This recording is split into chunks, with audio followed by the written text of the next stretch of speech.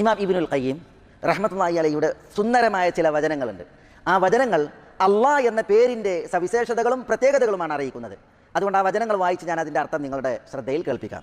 എന്താ ഇബ്നുൽ ഖയ്യിം പറയുന്നത്? ഫമാ ദുകിറ ഹാദൽ ഇസ്മു ഫീ ഖലീലിൻ ഇല്ലാ കസറ.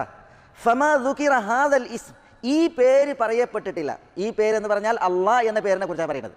അള്ളാഹ് എന്നുള്ള അള്ളാഹുവിൻ്റെ നാമം പറയപ്പെട്ടിട്ടില്ല. ഫീ ഖലീലിൻ, കുറച്ചുള്ള ഒരു വിഷയത്തിൽ, ഇല്ലാ കസറഹു, ആ കുറച്ചുള്ളത് അതിനെ ഈ നാമം കൂടുതലാക്കും. വലാ ഇൻദ ഖൗഫിൻ ഇല്ലാ അസാലഹു, ഭീതിയുടെ അവസരത്തിൽ അള്ളാഹ് എന്ന നാമം പറഞ്ഞാൽ അതോടുകൂടി ആ ഭീതിയെ ആ നാമം നീക്കിക്കളയും. വലാ ഇൻദ കർബിൻ ഇല്ലാ കശഫഹു, ഞെരുക്കത്തിൻ്റെ സമയത്തിൽ അള്ളാഹ് എന്നുള്ള നാമം പറയുമ്പോൾ ആ ഞെരുക്കം പോയി കിട്ടും. വലാ ഇൻദ ഹമ്മിൻ വഗമ്മിൻ ഇല്ലാ ഫറജ, ഒരു മനോദുഃഖത്തിൻ്റെയും മനോവിഷമത്തിൻ്റെയും സന്ദർഭത്തിൽ അള്ളാഹ് എന്ന് പറയുമ്പോൾ ആ മനോദുഃഖവും മനോവിഷമവും വഴിമാറും. വലാ ഇൻദ ദീഖിൻ ഇല്ലാ വസ്അഹ്, ഒരു ഞെരുക്കത്തിൻ്റെ അവസരത്തിലാണ് അള്ളാഹ് എന്ന് പറയപ്പെടുന്നത് എങ്കിൽ ഞെരുക്കം മാറി മനുഷ്യന് ആശ്വാസവും വിശാലതയുമായി. വലാ തഅല്ലഖ ബിഹി ദഈഫുൻ ഇല്ലാ അഫാദഹു അൽ ഖുവ്വ, ഒരു ദുർബലൻ അള്ളാഹ് എന്ന നാമം മുറുകെ പിടിച്ചാൽ ആ ദുർബലന് ആ നാമം ശക്തി പകരും. വലാ ദലീലുൻ ഇല്ലാ അനാലഹുൽ ഇസ്, ഒരു അപമാനിതൻ അള്ളാഹ് എന്ന നാമം മുറുകെ പിടിച്ചാൽ ആ അപമാനിതൻ ഈ നാമം പ്രതാപം നേടിക്കൊടുക്കും.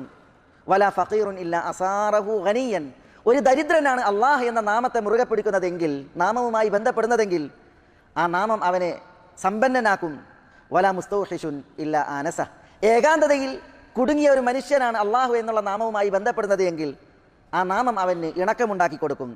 വലാ മഗ്ലൂബുൻ ഇല്ലാ അയ്യദഹു വനസറഹു, ഒരു പരാജിതൻ, മറ്റുള്ളവരാൽ തോൽപ്പിക്കപ്പെട്ടവൻ അള്ളാഹ് എന്ന നാമത്തെ പൂണ്ടുപിടിച്ചാൽ ആ നാമം ആ മനുഷ്യനെ ശക്തിപ്പെടുത്തുകയും സഹായിക്കുകയും ചെയ്യും.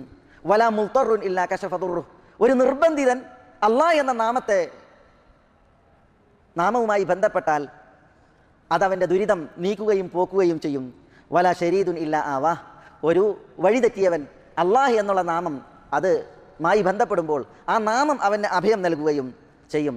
എന്നിട്ട് ഇബ്നുൽ ഖയ്യിം പറയാണ്, ഫഹുവൽ ഇസ്മുല്ലദീ തുക്ഷഫു ബിഹിൽ ഖുർബാത്ത്, അള്ളാഹ് എന്നുള്ള നാമം അതുകൊണ്ടാകുന്നു ഞെരുക്കങ്ങൾ നീക്കപ്പെടുന്നത്. വതുസ്തൻസലു ബിഹിൽ ബറകാത്ത്, അനുഗ്രഹങ്ങൾ അവതരിപ്പിക്കപ്പെടുന്നത്. അതേപോലെ വദ്ദഅവാത്ത്, അനുഗ്രഹങ്ങളും.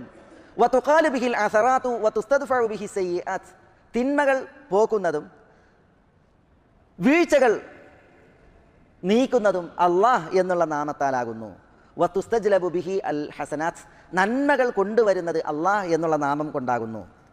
വഹുവൽ ഇസ്മുല്ലദീ ബിഹി ഖാമത്തിസ് സമാവാത്ത് വൽ അർദ്, അള്ളാഹ് എന്നുള്ള നാമം അതിനാലാകുന്നു വാനങ്ങളും ഭൂമിയും നിലവിൽ വന്നത്. വബിഹി ഉൻസിലത്തിൽ കുതുബ്, അതുകൊണ്ടാകുന്നു വേദങ്ങൾ അവതരിപ്പിക്കപ്പെട്ടത്. വബിഹി ഉർസിലത്തിൽ റുസുൽ, ആ നാമം കൊണ്ടാകുന്നു അള്ളാഹുവിൻ്റെ മുർസലീങ്ങൾ നിയോഗിക്കപ്പെട്ടത്. വബിഹി ശുരിഅത്തി ശറാഇ, ആ നാമം കൊണ്ടാകുന്നു മതനിയമങ്ങൾ ആവിഷ്കരിക്കപ്പെട്ടത്. വബിഹി ഖാമത്തിൽ ഹുദൂദു, അള്ളാഹുവിൻ്റെ ശിക്ഷാവിധികൾ ആ നാമത്താലാകുന്നു നിലവിൽ വന്നത്.